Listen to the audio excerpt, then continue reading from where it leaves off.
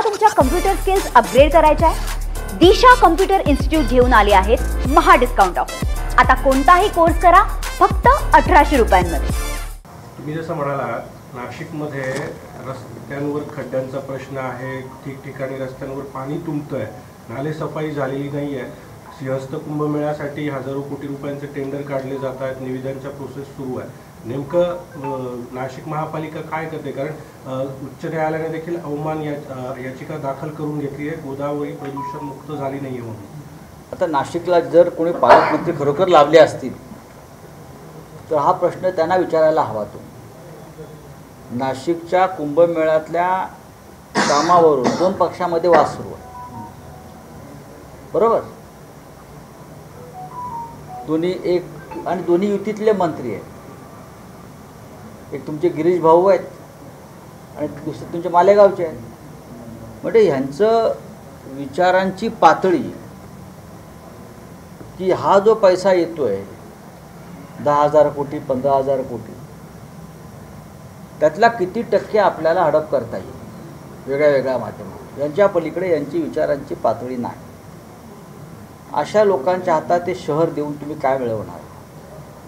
कुंभमेळा हा महाराष्ट्रासाठी प्रतिष्ठेचा विषय आहे। नाशिकचा कुंभमेळा हा महाराष्ट्रात होतो आणि त्याला आपल्या भारतीय संस्कृतीमध्ये, हिंदू संस्कृतीमध्ये फार महत्त्व आहे। अर्धकुंभमेळ्याला सरकारनं 10 ते 15,000 कोटी रुपये देण्याचं मंजूर केलं आहे। यातले नक्की किती प्रत्यक्ष कामावर खर्च होतील याविषयी लोकांच्या मनात शंका आहे।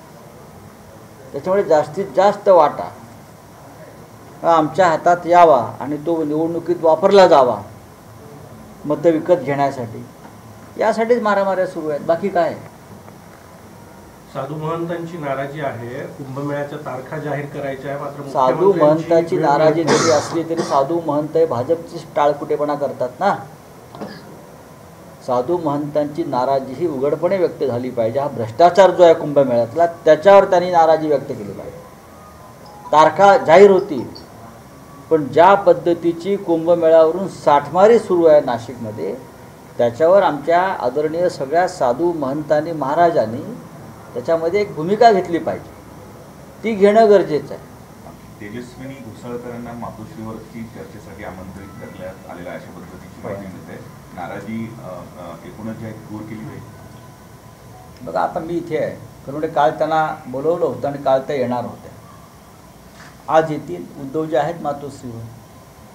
शेवटी घोसाळकर कुटुंब हे शिवसेनेची फार निष्ठेनं अनेक वर्ष राहिलेले कुटुंब आहे। विनोद घोसाळकर असतील, त्यांचे चिरंजीव ज्यांची हत्या झाली ते अभिषेक घोसाळकर असतील आणि तेजस्विनी असतील, या सगळ्यांनी शिवसेनेसाठी योगदान दिलेलं आहे। त्याच्यामुळे मला असं वाटत नाही की ते काही चुकीचा निर्णय घेतील। आणि एक फॅशन झालेली आहे सध्या, उठायचं आणि निघून जायचं, कारण त्यांनाही कळत नाही की आपण का जातो, की कुठे शिंग फुटली त्याने काय कळायला मार्ग नाही। चला, महायुतीत राज ठाकरे असतील अशा चर्चा होत आहेत। फडणवीस म्हणतायत की राज ठाकरे मुक्त विद्यापीठ ते विधानसभेत आमच्याबरोबर होते की नव्हते हे त्यांना आम्हालाच फक्त माहिती आहे। नेमकं तुम्ही याच्याकडे कसं बघताय? आपण काय म्हटलं? राज ठाकरे हे मुक्त विद्यापीठ आहे। हा, मग मुक्त विद्यापीठामध्ये कोणी जाऊन पदवी घेऊ शकतो ना, काय त्याला काय ओपन नाही? ओपनच आहे ते, तिथे खिचडी पण मिळते, तिथे पदवी पण मिळते।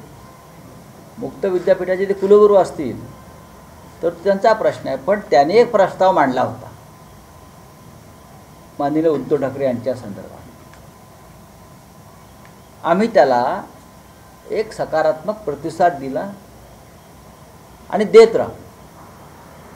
फक्त आमची एक भूमिका, आम्ही अट म्हणत नाही, आमची भूमिका अशीच आहे की ज्याने महाराष्ट्राच्या संदर्भात टोकाच्या भूमिका घेतल्या, महाराष्ट्रद्रोहाच्या भूमिका घेतल्या, ते कोणी असतील, आपण एकत्र आल्यावर तुम्ही त्यांच्याशी संबंध ठेवता कामा नये, हे अनैतिक संबंध ठेवता कामा नये, अशा प्रकारची आमची भूमिका।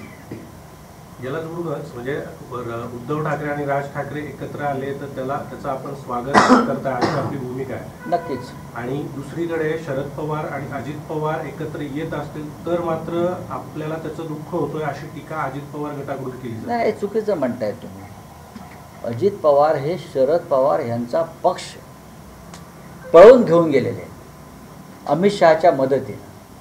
मी नेहमी एक कौतुक करतो दोन लोकांचं, राज ठाकरे आणि नारायण राणे.